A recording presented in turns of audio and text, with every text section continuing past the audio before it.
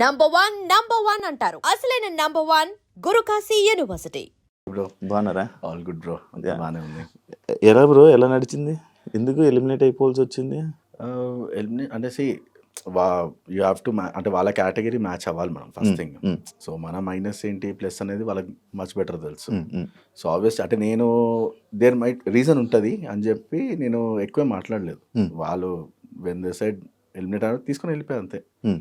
తర్వాత వచ్చే ముందు ఎమోషనల్ జర్నీ షేర్ చేసుకున్నాను. మేబీ నేనున్న క్యారెక్టర్ నేను బయట ఎలా ఉన్నానో లోపల అలాగే ఉన్నాను. There is no two face of నాది. మేబీ అక్కడ ఏమన్నా అయి ఉండొచ్చేమో అని చెప్పి అనిపించింది. అంటే టాస్క్లు ఏమైనా పెట్టారా? టాస్క్లు అన్నీ ఆడారు, మొత్తం అన్నీ ఆడారు. ఎంతమంది ఆడారు మొత్తం? 15 members. 15 మంది ఆడారు. 15 మందిలో ఇద్దరిని తీశారు. 13 మంది ఉన్నారు. అంతేనా? ఏం టాస్క్లు ఇచ్చారు? ఎలాంటి టాస్క్లు ఇచ్చారు? అవి అంటే ఇప్పుడు డిఫరెంట్ టైప్స్ ఆఫ్ టాస్క్ అబ్బా. ఇప్పుడు ఎట్లా అంటే so physical strength, endurance, mental strength and ఏమంటారు దాన్ని ఇంకా బజార్ టాస్క్ అట్లాంటివి. సో అట్లా డిఫరెంట్ టైప్స్ ఆఫ్ టాస్క్. అంటే బిగ్ బాస్లో ఏవైతే ఉంటాయో అవి ఒక బేసిక్ పాలిష్ అని చెప్పొచ్చు. చిన్న టాస్క్ చిన్నపిల్లలు ఆడే టాస్కుల్లానే ఉంటాయి కానీ పెద్ద లేదు. అది కొంచెం అంటే ఆ మూమెంట్కి మనకి చిన్నపిల్లల గేమ్లో అనిపిస్తుంది కానీ ఆ స్పాట్లో ఉన్నప్పుడు మాత్రం చాలా కన్ఫ్యూజ్ అయిపోతాం. అంటే ఇప్పుడు పిక్చరైజేషన్ కొన్ని గేమ్స్ ఉన్నా కూడా మనకి దూరం నుంచి కూర్చొని చూడండి ఇది కరెక్టే కదా అనిపిస్తుంది కానీ బట్ దగ్గరికి వెళ్ళాక సేమ్ ఉండదు. ఈ సెలక్షన్ ప్రాసెస్ ఏమని పెట్టావు బ్రో? కామనర్స్ది అయ్యాక ఏమని పెట్టావు వాళ్ళకి? ఆ వీడియో పెట్టావు, 3 minutes వీడియో. ఎస్ అంటే బేసికలీ నా జర్నీ నేను షేర్ చేస్తాను. బేసికలీ నేను నా లైఫ్ ఎలా ఉండే, సో నేను అందరికంటే ఎందుకు యూనిక్ అనేది ఎక్స్ప్లెయిన్ చేస్తాను ఫస్ట్ నేను. సో లైఫ్లో ఆల్రెడీ ఇన్ని ఛాలెంజెస్ చూసాను, వై నాట్ ఇది కూడా ట్రై చేద్దాము అనేది నాకు ఒకటి అనిపించింది. ఇంకో మెయిన్ మోటివ్ ఏంటంటే ఇది చాలా పెద్ద ప్లాట్ఫామ్. ఎవరైనా మెసేజ్ షేర్ చేసుకోవాలన్నా కూడా నీకు Bigg Boss is a big platform.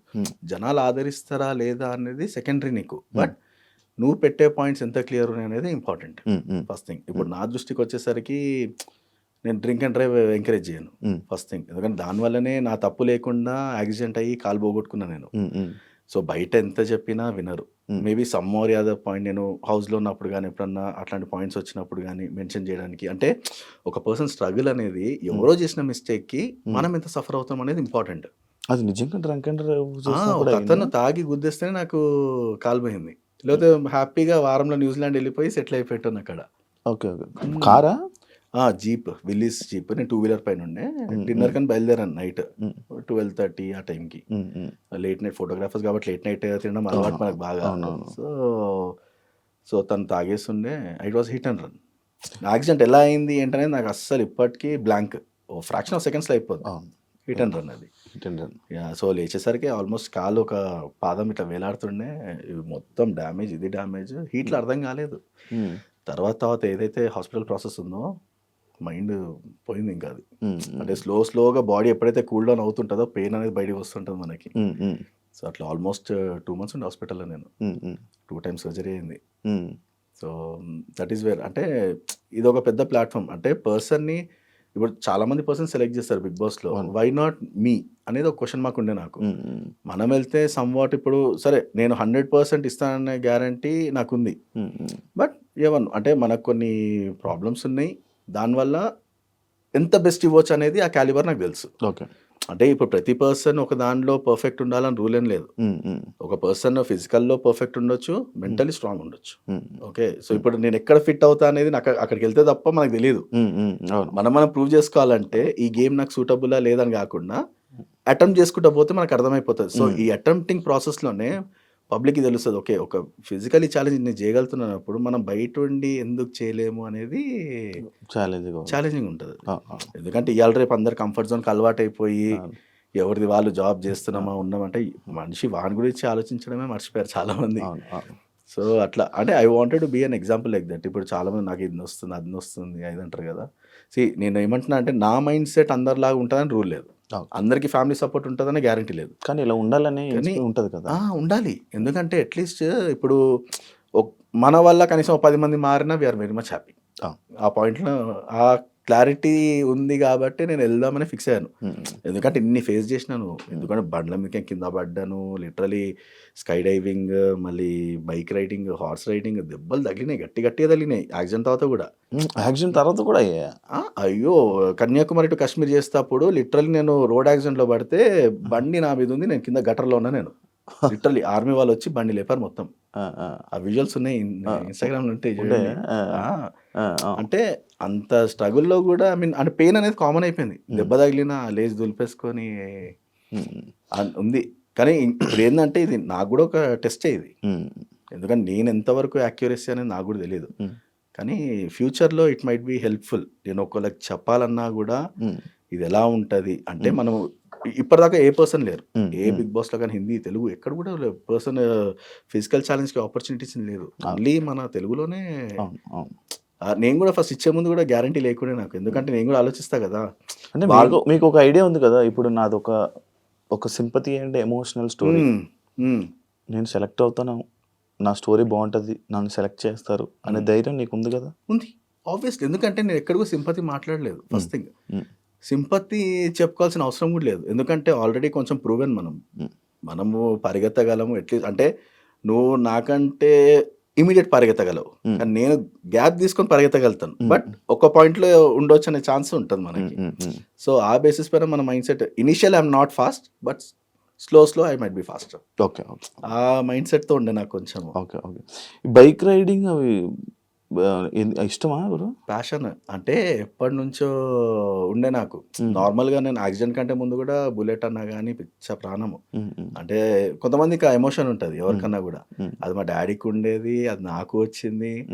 And బైకింగ్లో కూడా చాలామంది అంటే స్టార్టింగ్లో మనం నడిపించినప్పుడు కూడా ఓకే ఫిజికల్ ఇష్యూ నడుపుతున్నాడు, కానీ నాకు ఎలా ఉండని అట్లా ఉండొద్దు. అంటే కొంతమంది ఛాలెంజ్ చేస్తారు, ఏం బై నువ్వు మొన్న వచ్చి ఇట్లా స్టార్టింగ్ డేస్లో మాట్లాడుతున్నాయి. కానీ నేను అట్లా ఉండదలుచుకోలేదు. చేస్తే మనం చాలా డిఫరెంట్ ఉండాలి. సో కన్యాకుమారి టు కాశ్మీర్ 100 అవర్స్లో నడిపాను నేను. చాలామంది అనుకోవచ్చు ఏం రాత్రంతా నడిపినా అంటే లేదు. మార్నింగ్ 3 o'clockకి స్టార్ట్ అవ్వాలి, నైట్ 10:30, 11 కల్లా రైట్ క్లోజ్ చేసుకోవాలా, స్లీప్. అదొకటి. 100 అవర్స్లో ఇండియా బుక్ ఆఫ్ రికార్డ్స్ ఉంది దానికి. ఇంకోటి 3500 kilometers 10 daysలో చేశారు. మన -45 degrees temperature to -12 degrees solo rider, ice ఇవన్నీ ఉత్తరాఖండ్. సో అక్కడ కూడా చాలా ఛాలెంజెస్ ఫేస్ చేయాల్సి వచ్చింది. ఐస్ పైన నడపడం అంటే కింద పడుతుంటాము, చేస్తుంటే దెబ్బలు బాగా రిలేటివి. అంటే ఇప్పుడు మన పొటెన్షియల్ మనము ఏదైనా అచీవ్ చేయాలనుకో ఆబ్వియస్లీ పెయిన్ వెనకాలే ఉంటుంది అది. సో అట్లా రైడింగ్ ఇవన్నీ కూడా ఇట్ వాజ్ ఎక్స్ట్రీమిటీ. మ్యారథాన్ కూడా సేమ్ అదే ఎగ్జాంపుల్. నాకు ఫస్ట్ నా లైఫ్లో మ్యారథాన్ చేంజ్ మై మైండ్. ఎందుకంటే నేను ఫస్ట్ మ్యారథాన్ చేసినప్పుడు మ్యారథాన్ అయిపోయాక 5 kilometers రన్నింగ్. ఇప్పుడు దీనికి మనం సపోర్ట్ కాలు తీసేసి సపోర్ట్ వేసుకొని నడిస్తే ఎలా ఉంటుంది మొత్తం. దీంతోనే 5 kilometers. సో రన్ చేశాక ఏమైందంటే నాకు చిన్నగా ఉంటుంది స్టంప్, ఇంతే ఉంటుంది స్టంప్. ఓకే. సో ఈ వెయిట్తోనే నేను లెగ్ ప్రెషర్ అంతా దీని మీదే పడుతుంది, చాలా చిన్నది. డాక్టర్స్ అప్పటికి చెప్పారు మోకాలు పైకి తీసేస్తామంటే అప్పటికే ఒప్పుకోలే నేను. ఆ ముందు దానికి పర్మిషన్ ఇచ్చింది నేనే, ఇంకా దానికంటే పైన తీస్తా అంటే ఒప్పుకోలేదు నేను. సరే ఉన్నది దాంతో మేనేజ్ చేద్దాం అనుకొని అది ఉండనిచ్చాము. బట్ మ్యారథాన్ చేసాక ఏమవుతుందంటే ఇది ఇప్పుడు ఫ్రంట్ బోన్, ఇది మొత్తం స్కిన్ వెళ్ళిపోద్ది, ఫ్రంట్ బ్యాక్ బ్లీడ్ అవుతుంటుంది. కానీ నేను ఆ రోజు మాత్రం నేను చాలా హ్యాపీ ఫీల్ అయినా. అంత పెయిన్ ఉన్నా కూడా టైం లోపు అంటే 1 hour టైం ఉంటుంది మనకు 5 kilometersకి. 58 minutesలో కంప్లీట్ చేసి నేను ఐ ఫెల్ట్ వెరీ హ్యాపీ. అందం అంటే మనం నించోడమే గ్రేట్ అనుకున్నప్పుడు మంచిగున్నోళ్ళతో పరిగెత్తడం అంటే మంచోళ్ళతో పరిగెత్తి 5 kilometers టైంకి కంప్లీట్ చేసామంటే అది చాలా పెద్ద అచీవ్మెంట్ నాకు. అక్కడ నుంచి స్టాప్ కాలేదు నాకు ఏది. చాలా అడ్వెంచర్స్ కానీ ఇవన్నీ. నేపాల్ చేశాను అన్న బండి పైన, నేను నేపాల్ పోయేసి వచ్చాను. అదే కదా ముక్తినాథ్.